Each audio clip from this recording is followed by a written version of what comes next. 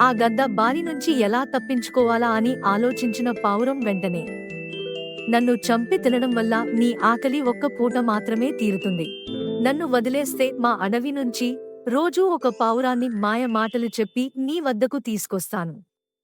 మా అడవిలో ఢమరుకం అనే పెద్ద పక్షి ఉంది. దానికి గద్దలంటే కోపం. నువ్వు దాని కంటపడకుండా పావురాలను వేటాడడం జరగని పని. దాని కంటపడితే నీకు మరణం తప్పదు.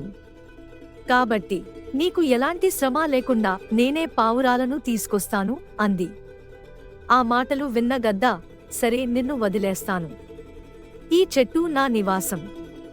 ఇక్కడికి రోజూ ఒక పావురాన్ని తీసుకుని రా అని చెప్పి దాన్ని వదిలిపెట్టింది. దాంతో హమ్మయ్య, బతికిపోయాను అనుకుంటూ అక్కడి నుంచి ఎగిరిపోయింది పావురం. అలా 4 రోజులు గడిచిపోయాయి. అయినా కూడా పావురం జాడ లేదు. అది ఎందుకు పావురాలను తీసుకురావడం లేదో